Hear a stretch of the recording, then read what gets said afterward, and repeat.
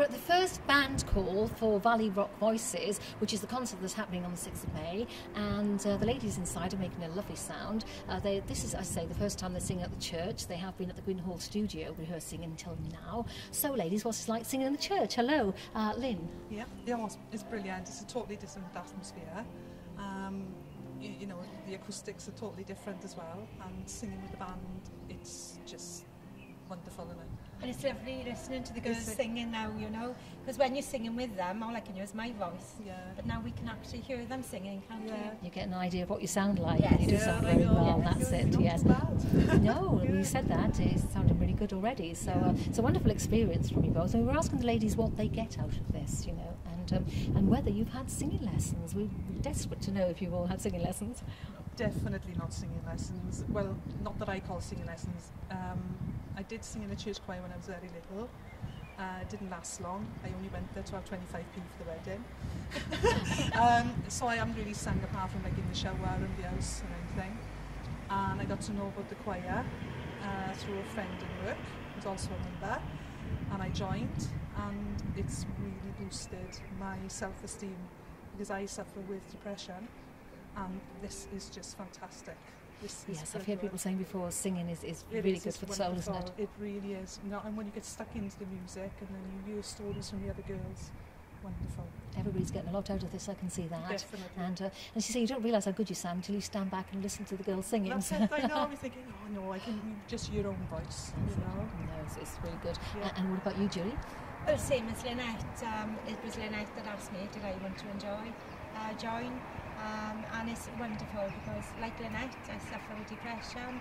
I'm a carer, not well myself, and we've all made such wonderful friends, you and me. Yeah, you know, we really do look out for each other. We've all come with baggage, you know, we've all got things going on in our lives, and we just sing the stress out, to be honest. Well, as a carer, you make a lot of sacrifices, don't you, personally? So it's nice to, you know, be doing something for yourself, which is what this is, you know. Yes. And as I say, it's a wonderful occasion.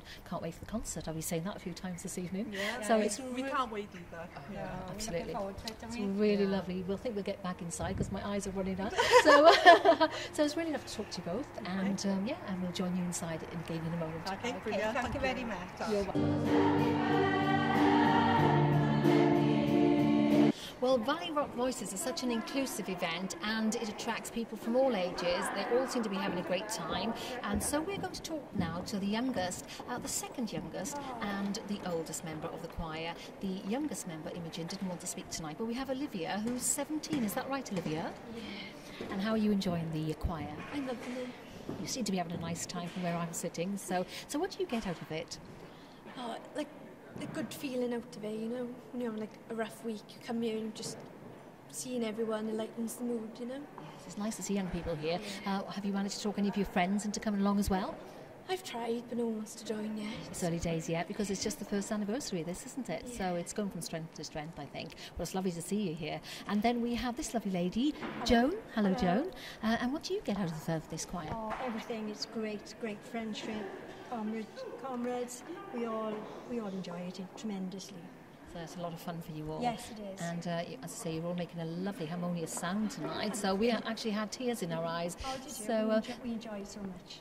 It's a wonderful event. So after the 6th, I guess you're just going to go on from strength to strength, yes? I hope so, yes, definitely. Yes. Lots of new members. Another gala dinner lined up afterwards. All right, so do you want to give a little bit of promotion for that then? I didn't realise you had another event planned. Yes, I haven't got the details. All right then. Okay, well, we're going to talk to Keris, so we'll get those on camera soon. So, so stand by for further information.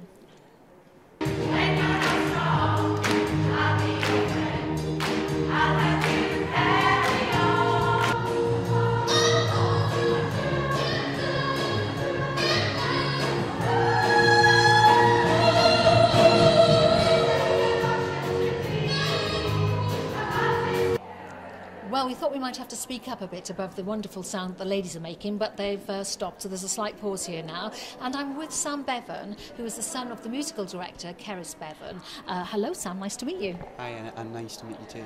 And I noticed there's an awful lot of ladies here tonight, so it's nice to see a male face amongst you. Obviously, the band members are all male. So what's your role here tonight, Sam? Well, I generally help behind the scenes, like taking photography and film the choose on while they sing. You're studying at university, film, are you?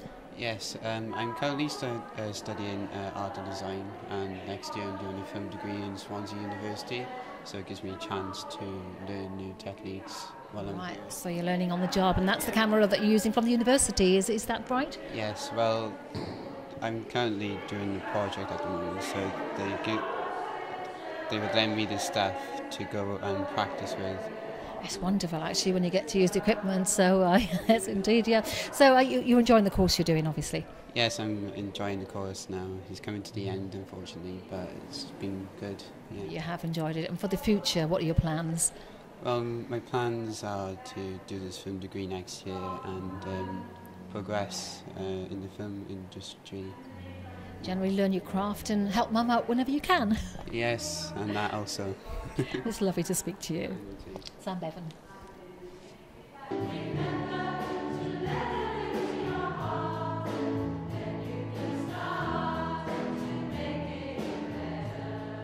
Well, I'm with the lady of the evening, Keris Bevan, who's the musical director, and she is doing a very wonderful job here. Hi, Keris. How are you doing? I'm fine now. I'm glad that's over. That was a bit exhausting. But lovely to watch from our perspective. A lovely evening, making a wonderful sound, and it's all down to you. And you just have, this is the band call, and you have 2 more rehearsals, is it, after this? Yes, we've got 2 more rehearsals. We've got another band call next Friday in the church as well. But we've got a rehearsal on Thursday in the Gwyn Hall to tidy up some of the things that didn't go too right tonight, because, you know, like in every rehearsal, particularly this close to a concert, it exposes some of the weak bits, so we've got a little bit of work to do on Thursday. It starts to feel a little bit nerve-wracking when you can see the date looming and you're thinking it's a bit rough around the edges. I mean, from the naked eye, as it were, from the novice looking in, it sounds wonderful, but you, trained in that way, would know that there's a lot to clear up. Yes, and you know, I'm a trained musician, but I'd say about 95% of the choir have never sung in a concert before, so they're not really trained in this discipline, and it's all been sort of a very gentle approach to singing and performing for these ladies. They're trying to encourage them. Most of them have never ever sung on a stage before, so next week's concert will be just a remarkable achievement for a lot of them to stand on a stage with a big audience of 350 looking at them.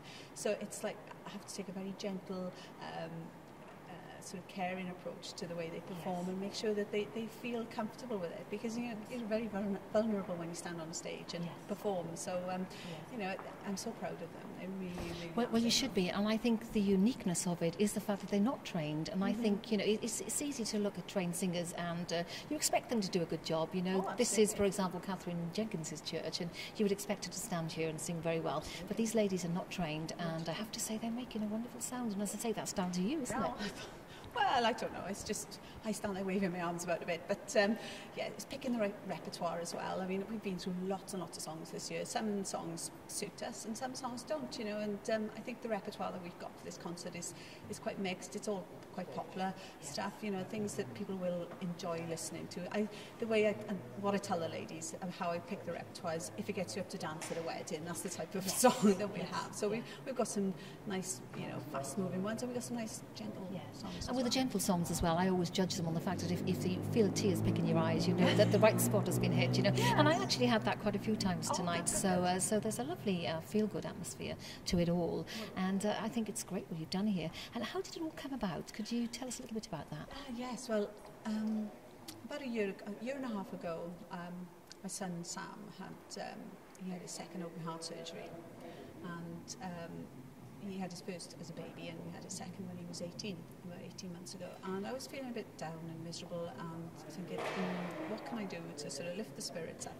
And I've been nagged for quite a long time by another friend, a lady who's in the choir. Why don't you start a choir? And I thought, now is the time really for me to start a choir of women that want to get together, have a good chat, have a laugh, bring a smile, and sort of share troubles or whatever through song. And that was my reason for putting it together, really. I don't share that reason very often. Oh, well, it's nice you can be so open with us, because the fact of the matter is music is therapeutic. Absolutely, and we've got a lot of ladies in the choir who are going through some difficult times, through illness, or their partners are ill, or their parents have died recently, and we all support each other, you know, as a group of people and a community.